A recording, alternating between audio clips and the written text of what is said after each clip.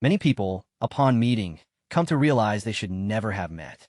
Many things, only after they happen, do we understand were mistakes. Often, we knowingly continue down the wrong path. Baikauer was just like that. It was the end of 1997, December 31st, the sky drizzled endlessly, mirroring her mood. The dreadful weather had persisted for several days, and now scattered snowflakes began to fall, with no sign of clearing up. Yet, this did little to dampen people's travel enthusiasm. Changsha Huanghua International Airport was bustling with crowds eager to visit relatives, friends, or travel during the New Year holiday. Baikauer held her ticket, visibly hesitant, her gaze drifting through the crowd, her expression tinged with a faint sorrow. I suddenly felt an unprecedented sense of relief as I finished all my work. After tidying up the novel a bit, I emailed it to Feng Ke. This is the man I've yearned for my entire life. Thank God. After enduring several emotional calamities and the nightmare of my husband's suicide for love, he still brought such a wonderful person to me. I don't blame you, Kauer. Given your personality, it's already quite an achievement to have come this far. Besides, we owe this trip to you. If you hadn't raised the 500,000, we wouldn't have made it to Shanghai to record. Feng Ke looked at me, and then at everyone else, his tone resolute. So we must succeed. For Old Shui, for the radio station, we can only succeed, not fail.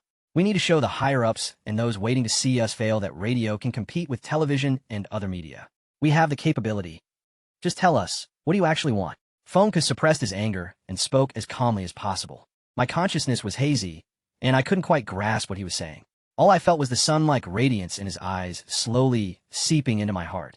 So warm. I yielded to him, feeling as if I were about to melt at any moment, powerless to resist. Auntie, he means a lot to me too, but he always breaks my heart. I couldn't hold back a wave of sorrow. Mom, I thought to myself, how could I possibly tell you about this? I can't bring myself to say it. That's why I haven't dared to come home. I know that as soon as I step through the door, you'll figure it all out. I don't want you to worry about me anymore. You've already spent half your life fretting over me. But now you know anyway. My poor mom, stuck with such an unfilial daughter. You must be utterly hopeless by now, and honestly, so am I. What reason is there for anyone to give me hope? Do you really think you can hide? Unless I die, don't even dream of shaking me off so easily. You thought coming back here would solve everything? Let me be honest. I returned to Hunan just to keep bothering you. Is that so? Why aren't you happy? He immediately perked up with interest. Good luck. Those were the last words Milan tossed my way as she walked out the door. Geng Machi chuckled at her words and led her upstairs. So you don't have to worry about me selling you off because I'm broke, he said, also in the Changsha dialect. Though his accent was terrible, making her burst into laughter. How could I not feel the pain? Only I knew the sorrow behind the glamour of the person on stage. Recalling the words he once shared with me, I finally understood the profound loneliness that haunts an artist. I knew he was lonely at that moment. Even with so many spectators below, he remained alone. Yet he had no choice.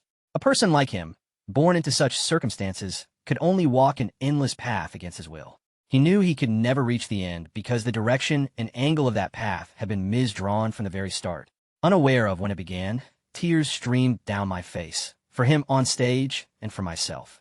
Suddenly, I remember the last words the doctor said to me on the day of the surgery. Have you thought it through? It's not too late to change your mind, but now it's too late for anything. I lost that child, and with it, the only testament to our love. It truly felt like the end of the world, as if heaven and earth had collapsed around me.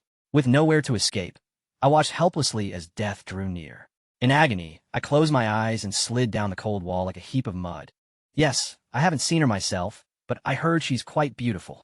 As Xiaolin said this, a flicker of pain crossed her face. You really know how to pick them, Ingji said. After dinner, feeling stifled indoors, I went alone to the lake for some fresh air. It was a truly beautiful lake. Or perhaps it couldn't quite be called a lake, more like a pond in size, but I stubbornly insisted it was a lake, though I couldn't explain why. The air outside was much better. I took a deep breath and was pleasantly surprised to catch a faint scent of rose fragrance. Get my clothes for me, I cried with a grimace. I had the most contact with Gao Peng, and it was impossible not to. He was like a shadow, following me everywhere, chatting with me and taking photos. His intention was clear. He wanted me to be his girlfriend. I always thought he was joking or being crazy, never taking it seriously. Artists tend to be a bit neurotic, so I tolerated his boldness, and it was this tolerance that gave him the opportunity to gradually advance. The entire hall burst into laughter. I felt incredibly bored, stood up without even bothering to say goodbye, and walked out on my own. Gao Peng was completely rigid. He looked at the nurse, then shot a glance at Gung Machi and extinguished his cigarette with great embarrassment. Gung Machi walked up behind me, embraced me from the back, and rested his head in my disheveled hair. To this day, I still can't figure out why Qi Shujia was so determined to marry me back then. Honestly, I never really took a liking to him from the start. I thought he was at best a construction crew boss, while I was somewhat of a celebrity. My heart jolted violently, and I was left speechless. Qi Shuli spoke rapidly, his face flushed crimson.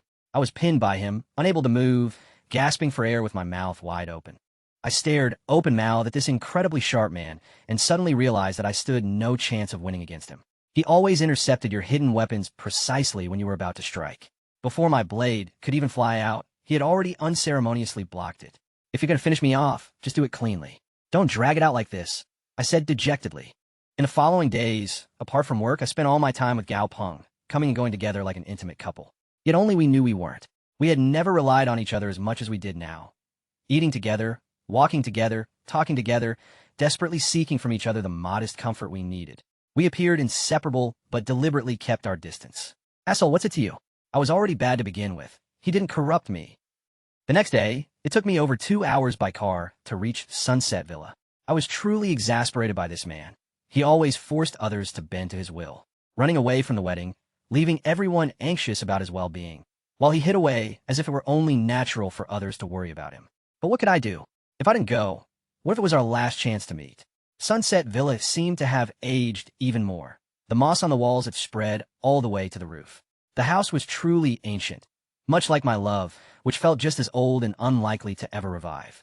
I spent the whole afternoon writing, utterly exhausted and feeling even more feverish. I skipped dinner, wrapped myself in a blanket, and curled up on the sofa, waiting for death. How did she allow you to see me? I suddenly asked. Qi Shuli held my hand and walked forward calmly. I couldn't understand why he had brought me to such a rural place. Was he planning to introduce me to someone? Sure enough, he stopped on a hillside covered with wild chrysanthemums. I looked around and noticed several single-story houses with mud walls and red-tiled roofs, enclosed by a small courtyard. 2 old osmanthus trees grew in the yard, exuding a natural charm. In a corner without shade, red peppers were laid out to dry, and a wrinkled old woman was starching bedsheets in a large wooden basin with rice water.